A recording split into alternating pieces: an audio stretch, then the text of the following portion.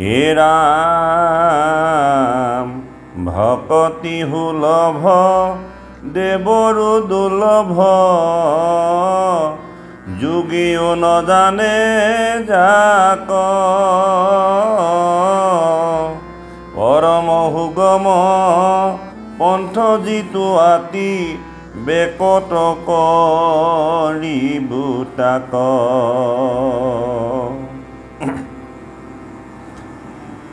হে বা বৈষ্ণৱ, হে ভক্তিস্বৰূপা আইসকল, আজি কবিসিদ্ধই নিমিৰজাক ভাগৱত ধৰ্ম সম্পৰ্কে যিমানখিনি নীতি নিয়ম দেখুৱালে বা বেকত কৰিলে, নিমিৰজাই সমস্তখিনি শুনাৰ পাছত তেওঁ তলমূৰ কৰিলে। তেওঁ ভাবিবলৈ বাধ্য হ'ল যে জীৱনত তেওঁ ভাগৱত ধৰ্ম আচৰণ কৰিব নোৱাৰিব। আজি সিদ্ধ পুৰুষে জীৱৰ সদ্গতিৰ কাৰণে যিখিনি কথা উপস্থাপন কৰিলে, নিমিৰজাৰ কাৰণে সেইখিনি সম্ভৱ নহয়। অৰ্থাৎ নিমিৰজা মানে আমাৰ দ্বাৰাও কেনেকৈ আমি মনক নিয়ন্ত্ৰণ কৰিম, কেনেকৈ চিত শুদ্ধন কৰিম, কেনেকৈ একান্তভাৱে ঈশ্বৰৰ নাম ল'ম, এই সমস্তখিনি নিমিৰজাৰ পক্ষে সম্ভৱ নহ'ব। বা নিমিৰজাই ভাবিছে যে মোৰ ভাগৱত ধৰ্ম গ্ৰহণ কৰা নহ'ব, নহয়নে বা সমস্ত? আমাৰো আজি জীৱনত তেনেকুৱাই হৈছে। ভাগৱতে যিখিনি নীতি নিয়ম মানি ভাগৱত শ্ৰৱণ কৰিবলৈ আমাক পৰামৰ্শ দিছে, সেইখিনি আমি পালন কৰিবলৈ অসমৰ্থ। নাম ল'ব লাগে, নাম ধৰ্মই আমাৰ গতি দিব বুলি কৈ আছে, হয়, কিন্তু নাম ধৰ্ম গ্ৰহণ কৰিবৰ কাৰণে যিটো নিয়ম বান্ধি দিছে, সেই নিয়মটোহে আমি ৰক্ষা কৰিবলৈ অসমৰ্থ। একান্তভাৱে মন শুদ্ধ কৰি স্থিৰ মনে এনেধৰণৰ নীতি নিয়মখিনিহে আমি ৰক্ষা কৰিব পৰা নাযায়। গতিকে নিমিৰজাই ভাবিছে যে তুমি যিমানখিনি ভাগৱত ধৰ্ম ৰক্ষা কৰিবৰ কাৰণে মোক নিয়ম দিলা, সেই নিয়মখিনি মোৰ দ্বাৰা ৰক্ষা কৰাটো সম্ভৱ নহ'ব আৰু মোৰ জীৱন গতিপ্ৰাপ্ত নহ'ব। এনেধৰণে নিমিৰজাই চিন্তিত মনেৰে তলমূৰ কৰিলে আৰু কবিসিদ্ধই তেওঁৰ দৃশ্য দেখি বা তেওঁৰ মনৰ ভাৱনা বুজিব পাৰি অত্যন্ত তেওঁ হাঁহি উঠিলে আৰু কৈছে, হে ৰাজন, তুমি যিটো কথাত ভয় কৰিছা, আচলতে ইমান ভয় কৰাৰ কোনো প্ৰয়োজন নাই। তুমি নিশ্চিন্ত থাকা, তুমি মন স্থিৰ কৰা, মই তোমাক এইখিনি নকৰিলেও আৰু বেলেগ সুগম পথ তোমাক দেখুৱাম। সেই কথাটোকে ইয়াত উপস্থাপন কৰিছে। কি বুলি কৈছে? কৃষ্ণত নিশ্চয় কৰিয়া হৃদয় যেবে বাক্য শুনা মোৰ বাক্য শুনা। কি শুনা? সুদৃঢ় বিশ্বাসে আতি অপয়াসে তৰিবা সংসাৰ ঘূৰ। যদি ভগৱন্তৰ ওপৰত সুদৃঢ় বিশ্বাস থাকে, তেওঁৰ বাদে যাতে জগতত আমাক ৰক্ষা কৰোতা কোনো নাই, তেওঁৱেই যেন আমাৰ পিতা, তেওঁৱেই যেন আমাৰ মাতা, তেওঁৱেই যেন আমাৰ বন্ধু, তেওঁৱেই যে সকলোখিনি, এই সুদৃঢ় বিশ্বাসটো যদি তুমি কেনেবাকৈ কৰি দিব পাৰা, তেন্তে আজি ভাগৱত ধৰ্মত যিমানখিনি নীতি নিয়মৰ কথা কৈছে, সমস্তখিনি নহ'লেও তুমি সুদৃঢ় বিশ্বাসে ঈশ্বৰৰ ওচৰত শৰণাপন্ন হৈ থাকিলেই তোমাৰ সমস্তখিনি সম্ভৱ হ'ব। অৰ্থাৎ ভগৱন্তৰ চৰণত আওপকীয়াকৈ কবিসিদ্ধই কৈছে, যদি আমি সকলো ত্যাগ কৰি, সকলো ধৰ্ম ত্যাগ কৰি কৃষ্ণৰ চৰণত সুদৃঢ় বিশ্বাসে মনত ভাৱনালৈ যদি সমৰ্পিত হৈ থাকোঁ, তেতিয়াই আমাৰ ভাগৱত ধৰ্মটো গ্ৰহণ হৈ যায়। অৰ্থাৎ ভগৱন্তৰ চৰণত সমৰ্পিত হ'বলৈ যোৱা মানে আপোনাৰ এক মন এক স্থিৰ হৈয়ে যায়। গতিকে আকৌ আপুনি ভাগৱত ধৰ্ম ৰক্ষা কৰিবৰ কাৰণে মনক নিয়ন্ত্ৰণ, চিত্তশুদ্ধ এইখিনি কৰাৰ প্ৰয়োজন নাই। আমাৰ মনলৈ মলিনতা কেতিয়া আহে? আমি অন্য ধৰ্মবিলাকত যেতিয়া ভোগবাদৰ কাৰণে আমি খেপিয়াই ফুৰোঁ, সেইকাৰণেহে আমাৰ জীৱনলৈ অশান্তি আহে বা মনক স্থিৰ কৰিব নোৱাৰোঁ। আমি বহুত বিচাৰোঁ, যেতিয়া নাপাম তেতিয়া আমাৰ মনৰ অস্থিৰতা আহে। গতিকে যদি আমি একো নিবিচাৰোঁ, কেৱল ভগৱন্তক সুদৃঢ় বিশ্বাসে তুমি মোৰ মাতা, তুমি মোৰ পিতা, তুমি মোৰ বিদ্যা, তুমি মোৰ ধন সম্পত্তি সকলো বুলি যদি দৃঢ়তাৰে থাকোঁ, তেওঁৱেই জগতত সঁচা বস্তু, যি চৈতন্য স্বৰূপে মোৰ হৃদয়ত প্ৰৱেশ কৰি আছা আৰু তুমি যেনেকৈ কৰাইছা মই তেনেকৈ কৰি আছোঁ, এই দৃঢ়তাটো যদি থাকে, তেতিয়াহ'লে তোমাৰ ভাগৱত ধৰ্ম ৰক্ষা হ'ব। গতিকে ভাগৱত ধৰ্ম ৰক্ষা কৰিবৰ কাৰণে আমাৰ মনক নিয়ন্ত্ৰণ কৰাৰ প্ৰয়োজন নাই, ইন্দ্ৰিয়ক দমন কৰাৰ প্ৰয়োজন নাই, চিত্তশোধন কৰাৰ প্ৰয়োজন নাই। কিন্তু আছে, কেনেকৈ আছে? যেতিয়া আমি সুদৃঢ় বিশ্বাসে ঈশ্বৰৰ চৰণত শৰণাপন্ন হৈ যাম, তেতিয়া আমাৰ ঈশ্বৰৰ প্ৰতি মন ৰতি হ'ব, ঈশ্বৰৰ বাক্য, ঈশ্বৰৰ কথোপকথন আমি শুনি ভাল লগা হ'ব, আৰু লাহে লাহে লাহে লাহে আমাৰ মন, ইন্দ্ৰিয়, চিত সকলোখিনি নিৰ্মল হৈ ঈশ্বৰৰ ওচৰত শৰণাপন্ন হৈ থাকিব পাৰিম। আৰু সেইটোকে আজি সুলভ বস্তু হিচাপে দেখুৱাইছে যে ভকতি সুলভ দেৱৰো দুৰ্লভ। দেৱতাসকলেও আজি এই কামটো কৰিব পৰা নাই। দেৱতাসকলেও আজি মনুষ্যৰ ধৰণে ভক্তি কৰিব নোৱাৰে। কিয়? তেওঁলোকৰ অন্তৰত অহংকাৰ আছে, গৰ্ব আছে, আৰু তেওঁলোকে প্ৰাপ্তিৰ আশাত পূজা পাতল বিচাৰে। গতিকে মনুষ্যসকলে এই বস্তুটো নিবিচাৰে। হয়তো সকলো নহয়, কোনোবা দুজন মানুহ আছে বা দুই চাৰিজনে একান্তভাৱে নিস্বাৰ্থভাৱে আজি ভগৱন্তক ভজি আছে, আৰু তেনে লোকৰ যি ভকতি, সেই ভকতি ইমান সুগম, আৰু যিটো সুগম ভকতি আজি দেৱতাসকলেও বাঞ্ছা কৰে। আমাৰ কীৰ্তনত খুব সুন্দৰকৈ লিখিছে, ভাৰত বৰিষে ধন্য কলি যুগ, হৰি হৰি হৰি হৰি হৰি হৰি হৰি বমাৰ পাটনি নৰতনু অনুপাম, হৰিত হৰণ লয়া যিটো জন, হৰিৰ চৰিত্ৰ শ্ৰৱণ কীৰ্তন কৰে। গতিকে এই কলিকালত ধন্য নৰতনু, ভাৰতবৰ্ষত আৰু কলিযুগ নাম বস্তু সকলোখিনি পাইছে কেৱল নৰদেহধাৰী লোকে। গতিকে হে বাপ বৈষ্ণৱ, আমি আজি পৰম পবিত্ৰ জীৱ, আমি এই কলিযুগত জন্মগ্ৰহণ কৰিছোঁ, আপোনালোকেও জন্মগ্ৰহণ কৰিছে। তাতোতকৈ আমি পৰম পবিত্ৰৱান হৈছোঁ বুলি অনুভৱ হয় আজি যে আমি একেটা সময়তে এনে সুন্দৰ ক্ষণত আমি একত্ৰ হৈ ঈশ্বৰৰ কথাৰে ৰোমাঞ্চিত হৈ আমি একে স্থানতে বহি ভাগৱতৰ সন্মুখত যি ঈশ্বৰৰ কথা আলাপ আলোচনা কৰিছোঁ, এয়া জানো আমাৰ জীৱনৰ সাফল্য নহয় জানো?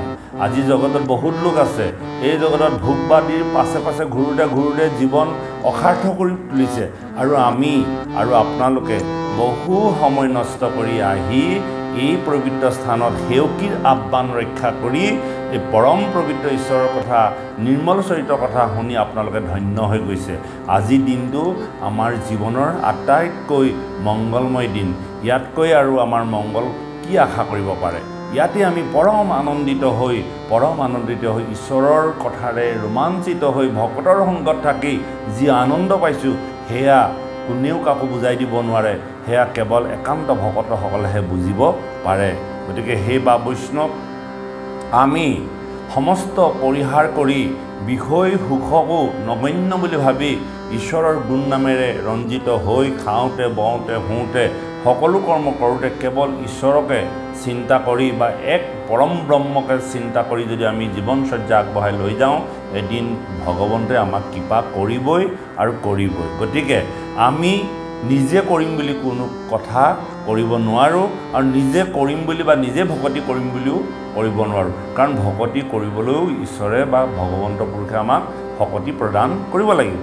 গতিকে আমি এতিয়া তৃতীয় অধ্যায় আহিছে ছবি। ইয়াতনো আমাক কি কৰিছে আমি উপলব্ধি কৰোঁচোন। আৰ অনাদৰিয়ান ধৰ্ম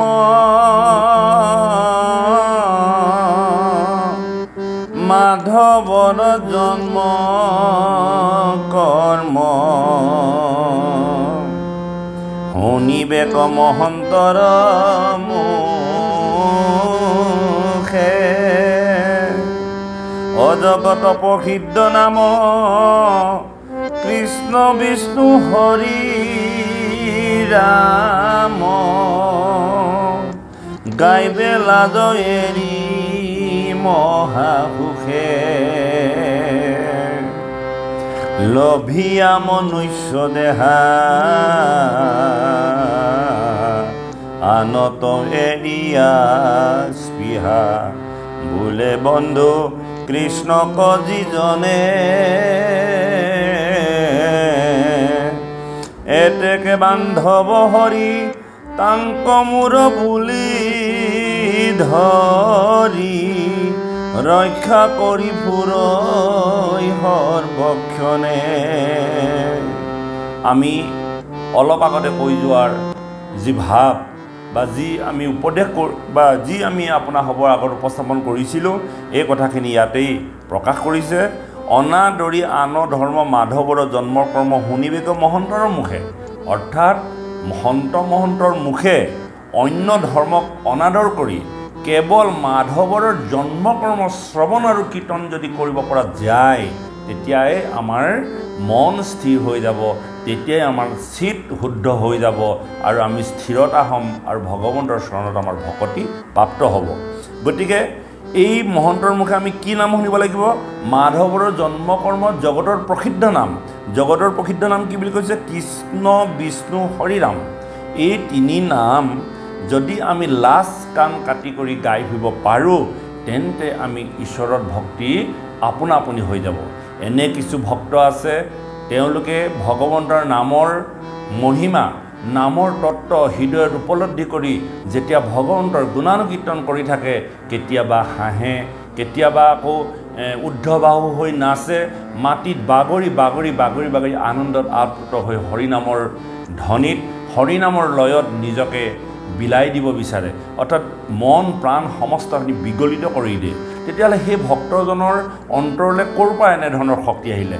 কি শক্তিয়ে তেওঁক প্ৰেৰণা দিছে যে তেওঁ সমস্তখিনি ভগৱন্তৰ চৰণত অৰ্পণ কৰি বহু সমাজৰ মাজতো লাজ কাণ কাটি কৰি এনে সুন্দৰভাৱে নৃত্য কৰে, এনে সুন্দৰভাৱে বাগৰি বাগৰি আনন্দিত হৈ গা ভাঙি ভাঙি ঈশ্বৰৰ নামেৰে তেওঁ ৰোমাঞ্চিত হৈ থাকে। তেওঁ সমস্ত জগত পাহৰি যায়, আৰু এই পাহৰি যোৱা ব্যৱস্থাটোৱে হ'ল ভগৱন্তৰ নামেৰে তেওঁ অন্তৰত ৰোমাঞ্চিত কৰি ভগৱন্তৰ চৰণত তেওঁ লয় হৈ যায়। গতিকে তেওঁ পৰম আনন্দ পায়, আৰু সেই পৰম আনন্দ চাই থকাজনে নাপাবও পাৰে, কাৰণ যিজনে কৰে সেইজনেহে সেই আনন্দ উপভোগ কৰিব পাৰে। আৰু এতিয়া কৈছে, সেই লোভিয়া মনুষ্য দেহা আনকো এৰিয়া স্পৃহা বোলে বন্ধু কৃষ্ণক যিজনে মনুষ্যৰ দেহা ধাৰণ কৰি সমস্ত স্পৃহা এৰি পেলাই তেওঁ কি কৈছে? কৃষ্ণকেই বন্ধু বুলি যদি কৰিব পাৰিছে, কৃষ্ণকেই যদি পিতা মাতা বুলি অনুভৱ কৰিব পাৰিছে, তেন্তে এতেকে বান্ধৱ হৰি তাংক মূৰ মূলি ধৰি ৰক্ষা কৰি ফুৰ সৰ্বক্ষণে। আৰু সেইজনকেই ভগৱন্তই নিজৰ ভকত, নিজ ভকতৰ বুলি ভাবি তেওঁৰ পাছে পাছে ভগৱন্তক ঘূৰি ফুৰে। ভগৱন্তই তেওঁক দেখা নিদিয়ে। কিয় দেখা নিদিয়ে? এই কথাটো গোপীসকলক প্ৰকাশ কৰিছিল যে তোমালোকক যদি মই দেখা দিওঁ, তেন্তে সদায় আমি যিটো বস্তু পাই থাকোঁ সেই বস্তুটোৰ প্ৰতি আমাৰ কি হয়? স্পৃহা নাহে, শ্ৰদ্ধা নাহে, মৰম নাহে, আদৰ নাহে। গতিকে ভগৱন্তই আমাক ভগৱন্তই আমাক দৰ্শন নিদিয়ে। দৰ্শন নিদিয়াৰ মূল কাৰণটো হৈছে ভগৱন্তৰ প্ৰতি থকা আমাৰ শ্ৰদ্ধা যাতে বাঢ়ি থাকে। আমি যিটো বস্তু মুখৰ আগত বা সদায় পাই থাকিম, এদিন নহয় এদিন সেই বস্তুটোৰ প্ৰতি আমাৰ অৱহেলা আহিব পাৰে বা স্পৃহাহীন হ'ব পাৰে। গতিকে যদি আমি পাবলৈ হেঁপাহ কৰি থাকোঁ, অদৃশ্য বস্তু এটাৰ প্ৰতি সদায় আমাৰ এটা ধাৱমান ভাৱনা থাকে, গতিকে সেইকাৰণে ভগৱন্তই গোপীসকলক কৈছে, তোমালোকে চিন্তা নকৰিবা, তোমালোকে মোক উপলব্ধি কৰা, মোক তোমালোকে চিন্তা কৰি থাকা হৃদয়ত, কিন্তু তোমালোকৰ পাছে পাছেই মই ঘূৰি থাকোঁ, কেতিয়াও তোমালোকক মই বিপদত পৰিবলৈ নিদিওঁ। এইবুলি গোপীসকলক ভগৱন্ত পুৰুষে বাৰম্বাৰ এই কথা কৈছে। আৰু সেইকাৰণে যেনেকৈ ভকত বৎসল, অৰ্থাৎ যেনেকৈ ধেনু যেনমতে বৎসক পালয় তুমি সেইমতে পালাৰাম, অৰ্থাৎ বৎসটোক বা পোৱালিটোক ধেনুজনীয়ে যেনেকৈ পালন কৰে, পোৱালিটো যদি ক'ৰবালৈ লৈ যোৱা যায়, গৰুজনীক আমি নিনিলেও পোৱালিটোৰ পাছে পাছে সেই গৰুজনী গৈ থাকে। ঠিক তেনেকৈ ভগৱন্ত নাম যদি আমি উচ্চাৰণ কৰি থাকিব পাৰোঁ, ভগৱন্তই আমাৰ পাছে পাছে যেনেকৈ গৰু পোৱালিটোৰ পাছে পাছে গৰুজনী গৈ থাকে, ঠিক তেনেকৈ নামৰ পাছে পাছে ভগৱন্তও গতি কৰে। আৰু যেতিয়াই ভকতজনে যি বিচাৰে, যেনেধৰণে তেওঁ ইচ্ছা কৰে তেনেধৰণে প্ৰাপ্তি দিবলৈ ভগৱন্তই সদায় দায়বদ্ধ। এই কথা কৈছে, সহজে কৃপালো গুণক প্ৰকাশিয়ে অধৰিয়া চাহৰি ভকত বৎসল নাম অধেনু যে নমতে বচ্চক পালয় তুমিহে হিমতে ভকত কপালাৰাম তুমিহে হিমতে ভকত কপালাৰাম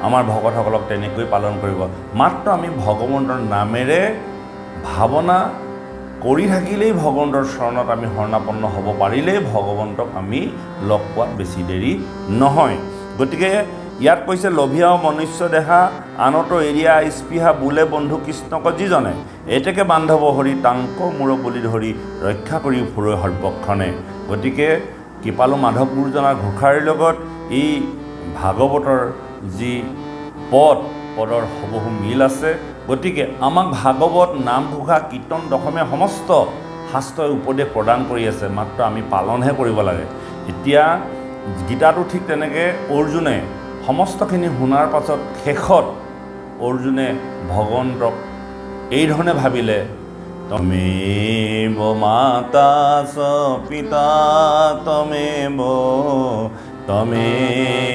বন্ধু সখা তমেব বিদ্রা দ্রবিণম তমেব সর্বম মম দেব তমেব সর্বম মম দেব এই প্ৰাৰ্থনা অৰ্জুনে ভগৱন্তৰ চৰণত শৰণাপন্ন হৈ এই কথাখিনি কৈছে যে তুমিয়ে মোৰ পিতা তুমিয়ে মোৰ মাতা তুমিয়ে মোৰ বন্ধু সখা তুমিহে বিদ্যা দ্ৰবিণম তুমিয়ে দ্ৰব্য সকলোখিনি তুমিয়ে বন্ধু তুমিয়ে মোৰ বিদ্যা তুমিয়ে মোৰ পিতা তুমিয়ে মোৰ মাতা তুমিয়ে মোৰ সকলোখিনি এই ব্যৱস্থাপনা যেতিয়া আমাৰ আহিব সেইদিনাই আমি ভগৱন্তৰ চৰণত শৰণাপন্ন হলো বুলি অনুমান কৰিব পৰা যাব আৰে হিমতে যিটো নৰে নামক সদায়ে স্মৰে তাৰ আহিমিলে মহাভাগ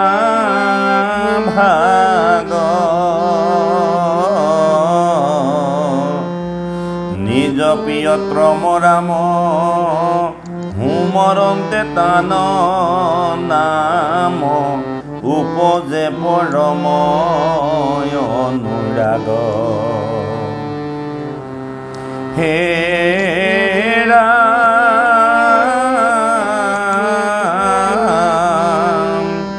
সৰ্বয়ংগ পুলকিত হুৱে দৰ্বয়াতি চিত্ৰ ধাৰে নিৰনে তৰণী গৰে প্ৰেম মৰ্ম যায় জ্বলি হা প্ৰাণ কৃষ্ণ বুলি পৃথিৱীত পৰিয়া বাগৰে যেতিয়া আমি ভগৱন্তৰ নামেৰে ভগৱন্তৰ নামত আমি লোভীয়া হৈ থাকিম যিদিনা আমি ভগৱন্তৰ পৰা বিচৰিত হ'ম সেইদিনা আমি হয়তো আমাৰ মনলৈ এনেকুৱা দুখ আহিব যেন হাঁ প্ৰাণ বন্ধু হাঁ প্ৰাণ কৃষ্ণ কৰি যেন আমি বাটিত বাগৰি ভগৱন্তক বিচাৰি ফুৰিব পাৰিম এনেধৰণৰ এটা গোপীসকলৰ মাজত হৈছিল যেতিয়া গোপীসকলে ভগৱন্তক লগ পাবৰ বাবে আকুল ব্যাকুল হৈ আছিল আৰু ভগৱন্তই এদিন বাঁহীৰ ধ্বনিত সেই শৰতৰ পূৰ্ণিমা যমুনাৰ বালিত গোপীসকলক আমন্ত্ৰণ দিছিল ৰাসক্ৰিয়াৰ অৰ্থে আৰু গোপীসকল গৈছিল আৰু গোপীসকল গৈ পেলাই ভগৱন্তৰ লগত ৰাস কৰিছিল ৰাস কৰোঁতে কৰোঁতে কৰোঁতে কৰোঁতে গোপীসকলৰ মনৰ মাজলৈ অহংকাৰ ভাৱ আহিল কি অহংকাৰ আহিল যে ভগৱন্ত আৰু তেওঁলোকৰ মাজত যাতে কোনো পাৰ্থক্য নাই ভগৱন্তই তেওঁলোকৰ আহ্বান ক্ৰমেহে যেন তেওঁলোকক লগ দিছে এনেধৰণৰ গৰ্ব অহংকাৰ হোৱাৰ হেতুকে ভগৱন্তই কি কৰিলে তেওঁলোকক ত্যাগ কৰিলে তেওঁলোকৰ পৰা নিৰ্দেশ হ'ল আৰু নিৰ্দেশ হোৱাৰ লগে লগে তেওঁলোকৰ গৰ্ব অহংকাৰ নাশ হ'ল আৰু তেওঁলোকে বালিত বাগৰি বাগৰি কান্দিবলৈ ধৰিলে সকলো গছ বিৰিখ লতা পশু পক্ষী সুধিবলৈ ধৰিলে যে কৃষ্ণ এইফালে গৈছিলে নেকি বা তোমালোকে কৃষ্ণক দেখিছিলা নেকি কৃষ্ণৰ ভৰিৰ খোজ বালিত চাই চাই সেই খোজকে তেওঁলোকে হাঁ কৃষ্ণ বুলি নমস্কাৰ কৰিছিল কিয় কৰিছিল যেতিয়া তেওঁলোকৰ অহংকাৰ হ'ল যেতিয়া তেওঁলোকৰ গৰ্ব আহিল আৰু লগে লগে কৃষ্ণ অন্তৰ্ধান হ'ল মানে যিদিনাই আমাৰ জীৱনত গৰ্ব আৰু অহংকাৰ আহিব সেইদিনাই আমাৰ মাজৰ পৰা কৃষ্ণ গুচি যাব বা অন্তৰ্ধান হ'ব অন্তৰ্ধান হোৱা মানে আমাৰ শৰীৰৰ পৰা থাকিবহে তেওঁ কিন্তু তেওঁ প্ৰকৃত তত্ত্বটো আমাৰ হৃদয়ত নাথাকে আৰু নথকাৰ লগে লগে যদি আমি অনুভৱ কৰোঁ যদি আমি কৃষ্ণৰ গ্ৰাহে আমাক ধৰি আছিল তেতিয়া নিশ্চয় আমি কৃষ্ণৰ বিৰহত বলীয়া হৈ মাটিত বাগৰি বাগৰি হাবুডুবু খাই কৃষ্ণ হাঁ কৃষ্ণ বুলি কৰি দিব লাগিব যিটো গোপীসকলৰ হৈছিল আৰু সেইটোৱে হ'ল সপ্ৰেম ভকতি গোপীসকলে প্ৰেমযুক্ত ভকতি কৰিছিল গোপীসকলে কৃষ্ণৰ বাদে বেলেগ একো দেখা নাছিল গতিকে আজি গোপীসকলৰ অনুমান হৈছে যে কৃষ্ণ অন্তৰ্ধান হোৱাৰ লগে লগে জীৱনৰ সৰ্বস্বখিনি যেন হেৰাই গৈছে এই কথা উপলব্ধি হৈছে আৰু গোপীসকলৰ দৰে আমাৰো যিদিনা ভগৱন্তৰ নাম গুণ এদিন যদি আমি এখন্তেক যদি নলওঁ আৰু নোলোৱাৰ কাৰণে যদি দিনটো আমাৰ মনটো বেয়া লাগি থাকে তেতিয়াই আমাৰ অনুভৱ হ'ব যে আমাৰ নাম বস্তু হৃদয়ত বহিছে বা নাম বস্তু আমাৰ হৃদয়ত ক্ৰিয়া কৰিছে যদি আমি কৰিব লাগে কাৰণে কৰি আছোঁ গুৰু গৃহ পাতিছোঁ ব্যৱস্থা পালনৰ ক্ষেত্ৰত আমি গুৰু ৰাতিপুৱা সেৱা কৰিছোঁ ৰাতিপুৱা ধূপডাল জ্বলাইছোঁ আৰু অন্য সময়ত আমাৰ কোনো ধৰণৰ চিন্তা চৰ্চা নাই কোনো ধৰণৰ নাম গুণ মুখত নাহে কেৱল আৰু ব্যৱস্থা পালন মানুহক দেখুৱাই কৰিছোঁ এনেধৰণৰ নহয় কাৰণ আমি ৰাতিপুৱা শুই উঠাৰ পৰা আকৌ বিচনালৈ যোৱালৈকে আমাৰ মুখত যাতে নাম বস্তু প্ৰকাশ পাই থাকে সৰ্বদা এই কথাখিনি আমি কেনেকৈ পালন কৰিম এই কথাখিনি পালন কৰিবৰ কাৰণে ভগৱন্তৰ পৰম নিৰ্মল কথাখিনি আমাৰ হৃদয়ত থাকিব লাগিব ভগৱন্তৰ পৰম নিৰ্মল চৰিত্ৰবিলাকৰ কীৰ্তন আমাৰ মুখত থাকিব লাগিব আৰু ভগৱন্তৰ নিৰ্মল চৰিত্ৰবিলাক শ্ৰৱণ আৰু কীৰ্তন কৰি থাকিলে যেন আনন্দ পাওঁ আৰু সেই আনন্দটো আপোনাৰ আপোনা আহিব যিদিনা ঈশ্বৰ কৃষ্ণই আপোনাৰ হৃদয়ত নিবাস কৰিব তেওঁৱে আপোনাক সোঁৱৰাই দিব মাত্ৰ আমাক লাগে ভগৱন্তৰ প্ৰতি সুদৃঢ় বিশ্বাস হে ৰাম কত থাকে মন ধৰি ভকতৰ বৈশ্বহৰি জানি হেন মনত কলি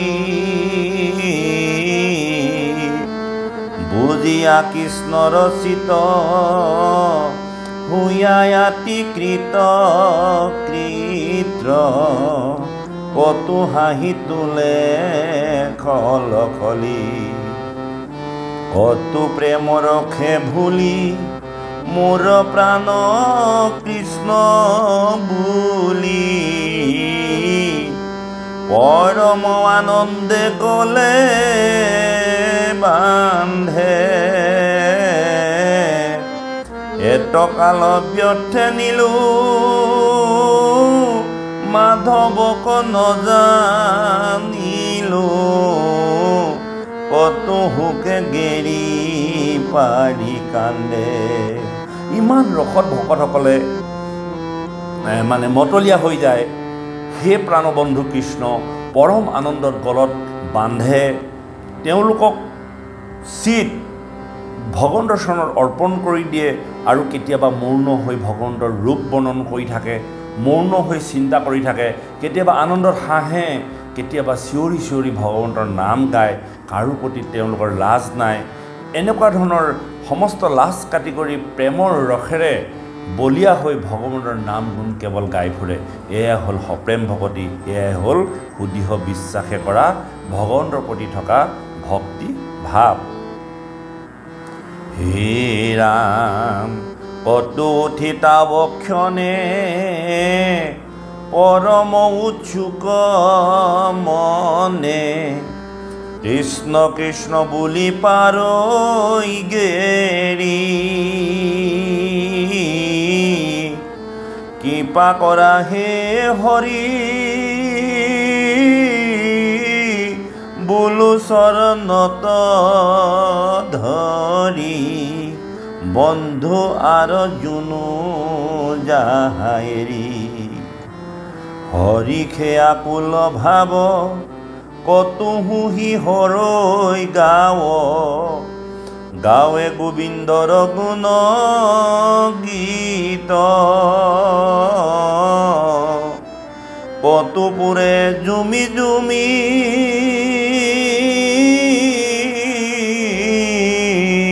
কৈক যাইবা কৃষ্ণ তুমি পাইলো বুলি কৰে নিত্ৰ ভগৱন্তক জুমি জুমি চাই কোনোবাই যদি কীৰ্তন কৰি আছে তাত গৈ তেওঁ নিৰলে বহি মৌন হৈ কৃষ্ণৰ নাম শুনি তেওঁ পৰম আনন্দিত হৈ থাকে আৰু কেতিয়াবা তেওঁ হৃদয়ত কৃষ্ণৰ স্বৰূপ উপলব্ধি কৰি পালো বুলি তেওঁ আনন্দিত হৈ হাঁহিত খলখলাই হাঁহে কেতিয়াবা আকৌ তেওঁ মৌন হৈ চিন্তা কৰি থাকে মৌন হৈ তেওঁ দুচকু বাগৰি আহে নেত্ৰৰ ধাৰাসাৰে বৈ আহে ভগৱন্তৰ ৰূপ ভগৱন্তৰ লীলা অনুভৱ কৰি হে ৰাম হৰি খেয়া কুল ভাৱ কতুহুহি হৰৈ গাৱে গোবিন্দৰ গুণ গীত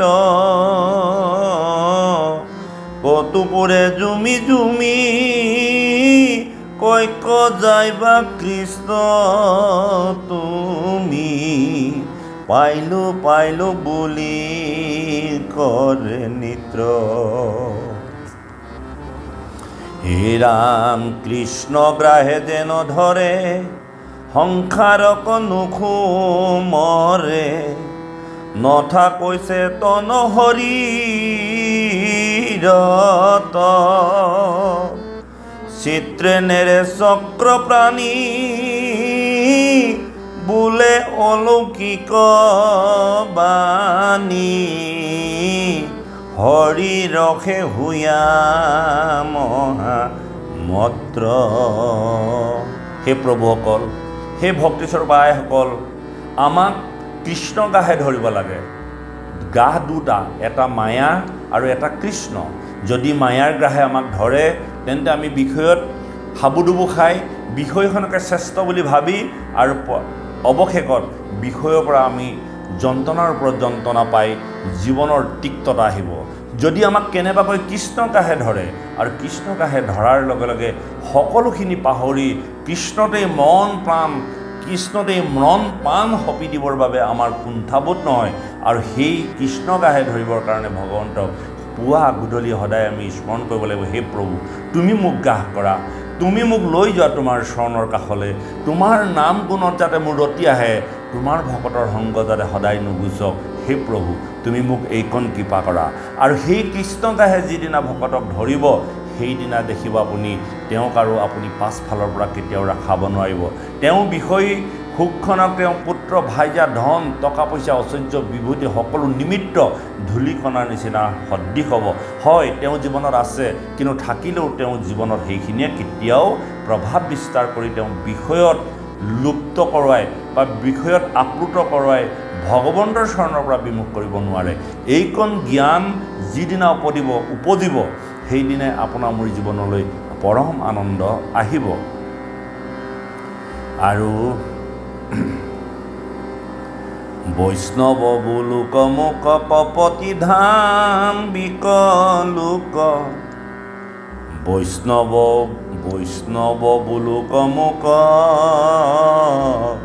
কপতি দাম্ভিক লোক হেন ভাৱ দেখাৱে লোকত নুহিকে তাহাৰ মত অজিতু মহাভাগৱত তাংক পাইলে তৰৈতি জগত আজি আমাৰ সন্মুখত এই কলিযুগত আমাৰ হাতত ভাগৱত ভাগৱত উপলব্ধ হৈ আছে আৰু তেনে ভাগৱত পোৱাৰ পাছত যদি আমি মানৱ জীৱন ধন্য কৰিব নোৱাৰোঁ তেন্তে আমি অধোগতি হ'ম আমি আত্মঘাতী হ'ম এই কথা বাৰম্বাৰ আমাৰ কীৰ্তনতো প্ৰকাশ কৰিছে কৃপালু শংকৰ গুৰুজনাই। অৰ্থাৎ এই কলিযুগত যি তিনিটা যুগত ভাগৱত ধৰ্ম পালন কৰিবৰ কাৰণে ব্যৱস্থা নাছিল আৰু এই কলিযুগতেই ভাগৱত ধৰ্ম মহাভাগৱত থকাৰ কাৰণে আমি যদি জীৱন ধন্য কৰিব নোৱাৰোঁ, জীৱনৰ আটাইতকৈ আত্মঘাতী হ'ম আমি নৰসমাজে। গতিকে সেই বাবাই সমস্ত এই মহাভাগৱত ধৰ্ম আমি নতশিৰে পালন কৰি জীৱন ধন্য কৰিব লাগে, কেৱল জীৱন ধন্য কৰিব লাগে। হে ৰাম হবেহিতো কৃষ্ণ প্ৰাণ, মিলে মহাতত্ত্ব জ্ঞান, সমস্ততে দেখে গোবিন্দক,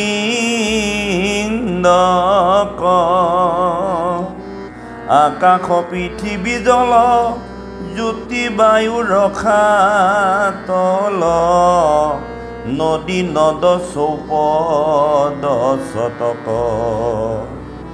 যত লতা তৰু তৃণ, কাহা কোনে দেখে ভিন্ন, হৰিৰ হৰিৰ বুলি মানে, হবাকো প্ৰদামে মনে, স্মৰে নাম সৰ্বক্ষণে, কৃষ্ণ বিনে আন নজানে।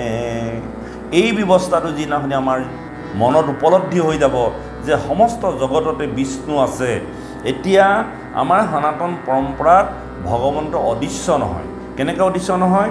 তেওঁ বাৰে বাৰে কৈছে সমস্ত ভূততে ব্যাপী আছো মই হৰি।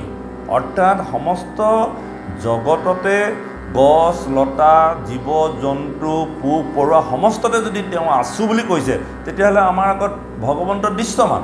কাৰণ আমি গছজোপালৈ যদি চাওঁ, গছজোপা জীয়াই আছে, তেওঁ আহাৰ গ্ৰহণ কৰিছে, ডাল মেলিছে, ফল দিছে, বোলে তাত এটা প্ৰাণ আছে। আৰু পোক পৰুৱালৈ যদি চাওঁ, নদীখনলৈ যদি চাওঁ, নদীখন ধাৰাবাহিক গতি কৰি আছে। গতিকে যিজন লোকে এই কথাটো উপলব্ধি হ'ল যে কোনো এটা বস্তু চৈতন্য শক্তি থকাৰ কাৰণে সমস্তবিলাক বাঢ়িছে, সমস্তবিলাক জীয়াই আছে, সমস্তবিলাকে ফল মূল দিছে, গতিকে এই কথাটো উপলব্ধি হোৱাৰ লগে লগে তেওঁ ভগৱান দৃশ্যমান হ'ল। আমি ভগৱানক সদায় ভাবোঁ ফটোত দেখি থকা ভগৱানজনহে আমাৰ ভগৱান, কিন্তু ভগৱানে কৈছে যে মই পৰম ব্ৰহ্ম হিচাপে যিটো দৃশ্য হ'ব নোৱাৰে, অণু অণু পৰমাণু সকলোতকৈ নিমিত্ত মাত্ৰ যি তত্ত্ব সমস্ত জগতৰ জীৱবিলাকৰ দেহত প্ৰৱেশ কৰি সমস্ত জীৱক মই চৈতন্য কৰি ৰাখিছোঁ, আৰু সেই চৈতন্য শক্তিটোকেই হ'ল ঈশ্বৰ বা ভগৱান। সেই কথাটোকে কৈছে ব্ৰহ্মাই আদি কৰি জীৱ যত, অ ৰাম ৰাম ৰাম, অ ৰাম ৰাম, মায়াৰ হৈজাৰ মাজে আশ্ৰয় ঘুমতি যায়, তুমিহে চৈতন্য সনাতন, ৰাম ৰাম ৰাম ৰাম ৰাম, আমি অচেতন নিয়োগ নাথ জগাই, আমি অচেতন নিয়োগ নাথ জগাই। যদি আমি উপলব্ধি কৰোঁ যে চৈতন্য শক্তি হিচাপে আমাৰ সমস্ত শৰীৰত তেওঁ ব্যাপী আছে, আমি ৰাতি শুইছোঁ, আমি ক'ব নোৱাৰাকৈ আছোঁ, আৰু এই ৰাতি শুই থকাৰ পাছত ৰাতিপুৱা যে আমাক জগাই দিছে, কোনে জগাই দিলে? এই জগাই দিয়া যিটো চৈতন্য শক্তি, সেয়ে হ'ল আমাৰ ভগৱান। আৰু এই চৈতন্য শক্তি সমস্ত জীৱ জগতত ব্যাপী আছে। গতিকে আমাৰ ভগৱান দৃশ্যমান। যিজনে জ্ঞানী, যিজনে ভগৱন্তৰ স্বৰূপ উপলব্ধি কৰিছে, তেওঁ সমস্ত জগততে বিষ্ণু দেখে, আৰু সমস্ত জগতত বিষ্ণু দেখাৰ লগে লগে তেওঁ কি কৰিছে? হিংসা ধৰ্মটো তেওঁৰ মনলৈ নাহে। আৰু আজি আমাৰ সেই কথাটো উপলব্ধি নোহোৱাৰ কাৰণে আমি কোনোবা এটা জীৱক মাৰিবলৈ কুণ্ঠাবোধ নকৰোঁ, কোনোবা এটা জীৱক আনি আমাৰ উদৰ পূৰাবৰ কাৰণে নিমিত্তও আমি চিন্তা নকৰোঁ। এই কথাখিনি যেতিয়ালৈকে আমাৰ উপলব্ধি নহয়, তেতিয়ালৈকে আমি যিমানেই ভাগৱত শুনিলেও ভাগৱত ধৰ্ম গ্ৰহণ কৰা নহ'ব। যদিও আমি পৰা নাই, সৰ্বপ্ৰথমে আমি আৰু নিজৰ শৰীৰটো ভাল পাবলৈ শিকিব লাগিব। নিজৰ শৰীৰটো যিদিনাখনি আমি ভাল পাবলৈ শিকিম, তাৰ পাছত আমি লাহে লাহে মনুষ্যসকলক ভাল পাবলৈ শিকিম আৰু মনুষ্যসকলক যেতিয়া আমি ঈশ্বৰ বুদ্ধি কৰিম লগে লগে আমি ইতৰ প্ৰাণীলৈ যাম, জীৱ জন্তুলৈ যাম আৰু উদ্ভিদ জগতলৈ গুচি যাব পাৰিম। আমি নিজৰ দেহাটোৰ প্ৰতিয়ে আমাৰ মৰম নাই, আমাৰ দেহাটোৰ প্ৰতিয়ে আমাৰ ঈশ্বৰ জ্ঞান নাই। গতিকে আমি কেনেকৈ ঈশ্বৰ উপলব্ধি কৰিম? কেৱল ভাগৱত গাই আৰু শুনি থাকিলে আমাৰ ঈশ্বৰ ভক্তি নহ'ব। সমস্ত ভূততে ঈশ্বৰ বুদ্ধি দেখিবলৈ আমি লাহে লাহে লাহে লাহে অভ্যাস কৰিব লাগিব। অভ্যাস কৰিলেই আমাৰ এইখিনি কথা হ'ব। আজি পৰা নাই, কাইলৈ পৰা নাই, কিন্তু মনলৈ সেই ভাৱটো আনি থাকিব লাগিব। কিন্তু এই কথাখিনি আমি ভাগৱত নামঘৰতে শুনি উপলব্ধি কৰি হয় কথাটো, কিন্তু ঘৰলৈ যোৱাৰ লগে লগে পেটৰ উদৰ পূৰাবৰ কাৰণে যদি আমি সমস্ত জীৱক নিধন কৰি খাওঁ, তেতিয়াহ'লে আমি কেতিয়াও ভাগৱত ধৰ্ম ৰক্ষা কৰিব পৰা নাযাব।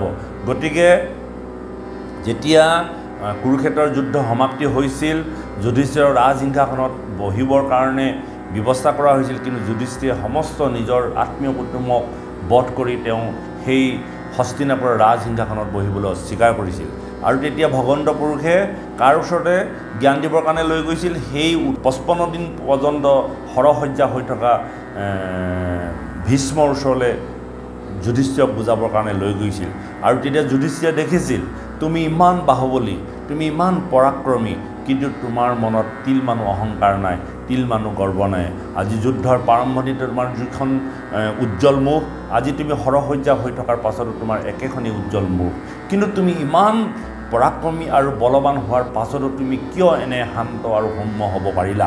তেতিয়া ভীষ্মই যুধিষ্ঠিৰক কৈছিল, হে যুধিষ্ঠিৰ, তুমি চোৱা, জীৱনত মই আহাৰ গ্ৰহণ কৰিছিলোঁ কেৱল উদৰৰ পুষ্টিৰ কাৰণে, আহাৰ গ্ৰহণ কৰিছিলোঁ জীয়াই থাকিবৰ কাৰণে, জিভাৰ তৃপ্তিৰ কাৰণে কোনোদিনে মই আহাৰ গ্ৰহণ কৰা নাছিলোঁ। আৰু যদি মই জিভাৰ তৃপ্তিৰ কাৰণে আহাৰ গ্ৰহণ কৰিলোহেঁতেন, তেন্তে মোৰ ইন্দ্ৰিয়ৰ ক্ৰিয়াত মই গৰ্ব অহংকাৰ সফল হ'লহেঁতেন। আজি আমাৰ নৰসমাজ বা আমাৰ চিন্তাধাৰা কেৱল আমাৰ জিভাৰ তৃপ্তি উদৰ পূৰাবৰ কাৰণে আমি খাদ্য খাওঁ। আচলতে খাদ্য খাব লাগে আমাৰ শৰীৰৰ পুষ্টিৰ কাৰণে। গতিকে আমি এই কথাটো যেতিয়ালৈকে আমাৰ উপলব্ধি নহ'ব, তেতিয়ালৈকে আমি ভগৱন্তক লগ পাব নোৱাৰিম। আমি ভগৱন্তক কেনেকৈ লগ পাম? যিদিনাই ভগৱন্তৰ প্ৰতি বা ভগৱন্তৰ স্বৰূপ উপলব্ধি হৈ তেওঁক আমি হিংসা নকৰোঁ, তেওঁক যদি আমি কৰ্পটকুচ্যুত নকৰোঁ, তেতিয়া আমাৰ কাষলৈ আহিব। আমি এতিয়া গছ এজোপা কাটিবলৈ বা পশু এটা নিধন কৰিবলৈ তিল মানুহ আমি চিন্তা নকৰোঁ। এই চিন্তা যে নকৰোঁ, এয়াই হ'ল আমাৰ মনত থকা হিংসাৰ ভাৱ, প্ৰতিহিংসাৰ ভাৱ, এয়াই আমাৰ গৰ্ব, এয়াই আমাৰ অহংকাৰ। এইখিনি আমি নিৰ্মূল কৰিবই লাগিব, আৰু তেতিয়াহে আমি ভগৱন্তক দৰ্শন কৰিব পাৰিম। এই কথাটো ইয়াত সেইটোকে উপলব্ধি কৰোৱাইছে যে হবে হিতু কৃষ্ণ প্ৰাণ মিলে মহাতত্ত্ব জ্ঞান সমস্ততে দেখে গোবিন্দক, আকাশ পৃথিৱী জল জ্যোতি বায়ু ৰসাতল নদী নদ চৌপদ শতক, শতক মানে পশু পক্ষী। তাৰপাছত আকৌ কৈছে, হে ৰাম যতলতা তৰু তিন্ন, কাহা কোনে দেখে ভিন্ন, হৰিৰ হৰিৰ বুলি মানে, হবাকো প্ৰণামে মনে, স্মৰে নাম সৰ্বক্ষণে, কৃষ্ণ বিনে আন নজানে। আজি আমাক গছ লতাডালক পৰি পৰি সেৱা কৰিবলৈ কোৱা নাই, পশু পক্ষী এটাক আমাক পৰি পৰি সেৱা কৰিবলৈ কোৱা নাই, কিন্তু আমাৰ মনত অনুভৱ হ'ব লাগিব যে এই লতাডাল যে আজি বাঢ়ি গৈ আছে, এই লতাডাল যে ইমান সুন্দৰ এটা সেউজীয়া হৈ আছে, অৰ্থাৎ তাতো ভগৱন্ত পুৰুষ বিৰাজমান হৈ আছে। আমাৰ বেদস্তুতিত খুব, গতিকে আমাৰ কৃপালু শংকৰ গুৰুজনাই খুব সুন্দৰভাৱে লিখিছে যে আপুনিছ জিলা চৰাচৰ দেহা যত, সমস্ত ঐশ্বৰ্যভাৱে আশা সমস্তত, জীৱ অংশে তুমি পূৰ্বে শিলা গাঁৱে গাঁৱে, আৱে আমি তোমাক ভজোহো সৰ্বভাৱে। অৰ্থাৎ জীৱ অংশে তুমি সমস্ত গাঁৱত প্ৰৱেশ কৰিলা, আৰু সেইকাৰণে আজি আমি তোমাক ভজিব লগা হৈছে। আপুনি জিলা চৰাচৰ দেহা যত, যিমানখিনি দেহা ভগৱন্তই সৃজন কৰিছে, সমস্তখিনি কি আছে? ঐশ্বৰ্যভাৱে তেওঁ তাত প্ৰৱেশ কৰিছে। সমস্ত ঐশ্বৰ্যভাৱে আশা সমস্তত, জীৱ অংশে তুমি প্ৰৱেশিলা গাঁৱে গাঁৱে, আৱে আমি তোমাক ভজোহো সৰ্বভাৱে। তোমাৰে হে অংশই আমি যত জীৱ যাক, তোমাৰ মায়ায়ে প্ৰভু বান্ধিলে আমাক, দিয়া উপদেশ ভজো তোমাৰ চৰণে মায়াৰ বন্ধন সিন্ধু শ্ৰবণ কীৰ্তনে। গতিকে মায়াৰ বন্ধন ছিন্দিবৰ কাৰণে আমি শ্ৰৱণ কীৰ্তন কৰিব লাগিব আৰু তেওঁৱে আমি অংশ হিচাপে আছোঁ। তোমাৰহে অংশ আমি যত জীৱ যা তোমাৰো মায়াই প্ৰভু মোহিলে আমাক। আজি আমি বিষয় সংসাৰৰ মায়াখনে মোহি থকাৰ কাৰণে যদিও আমি ভগৱন্তৰ পৰা বিচৰিত হৈ আহিছোঁ, আমি এই কথাটো পাহৰি গৈছোঁ। সেই কথা কিন্তু আমি উপলব্ধি কৰিব লাগিব। হে ৰাম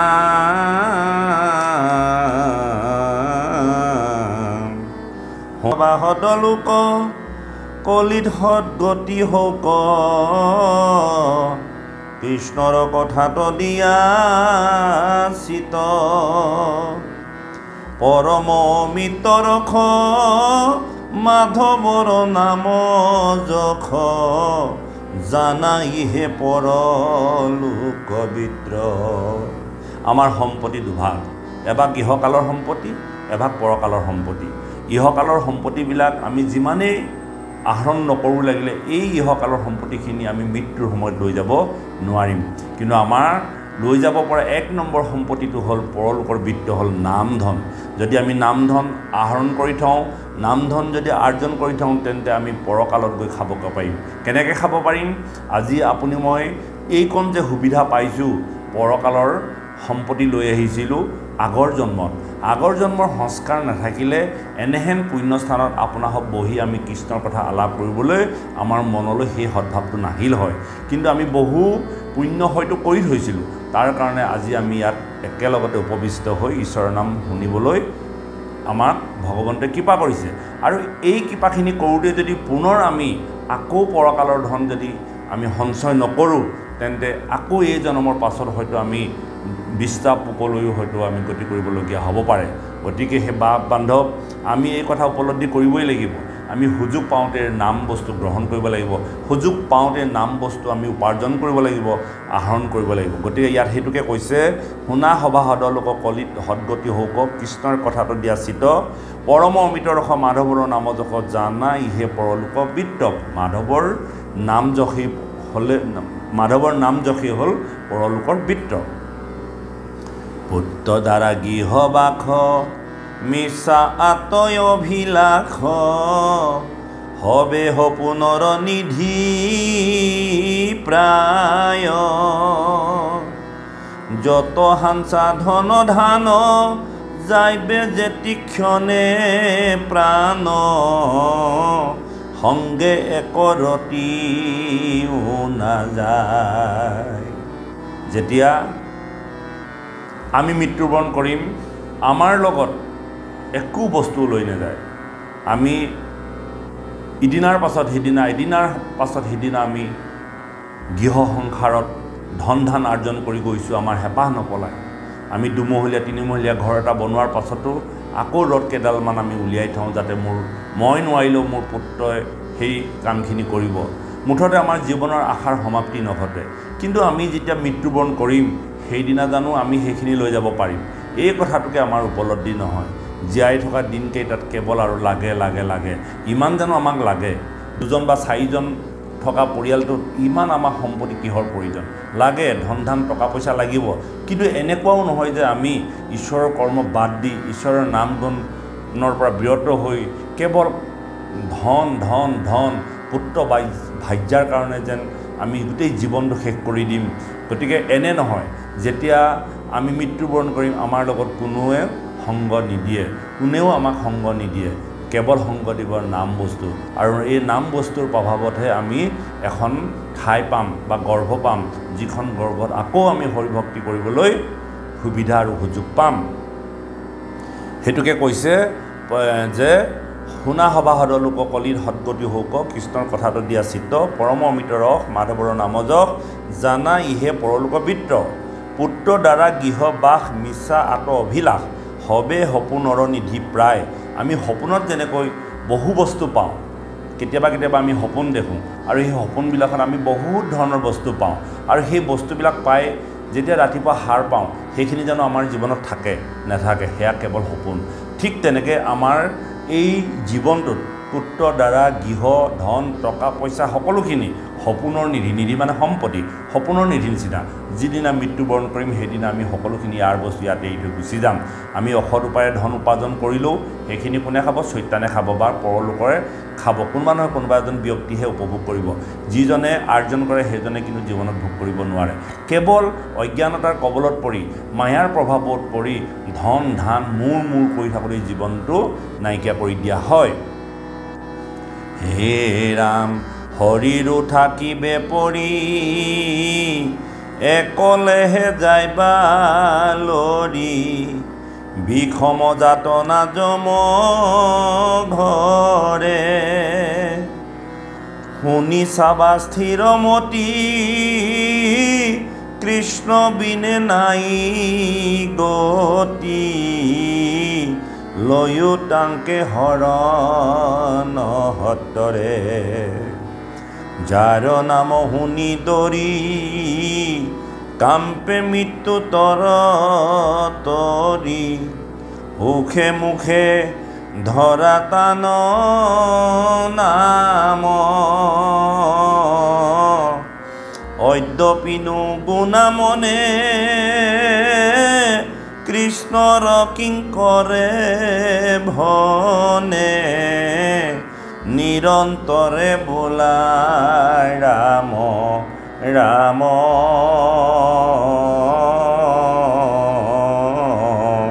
কৃষ্ণ হৰি ৰাম হৰি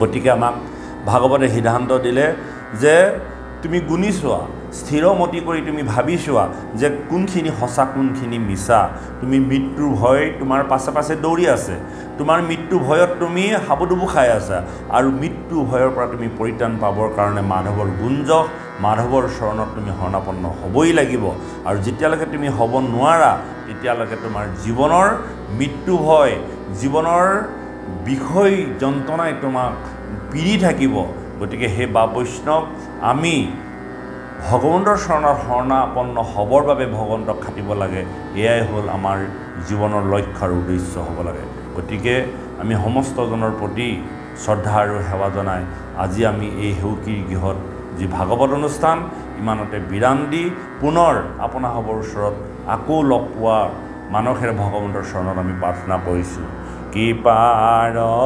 সাগৰ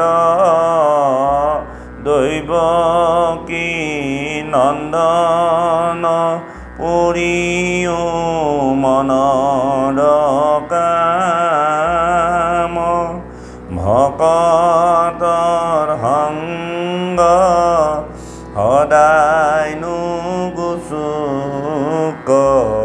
মুখেতো আগুণ নাম ৰাম মুখেতো আগুণ নাম কৃষ্ণ হৰি হৰি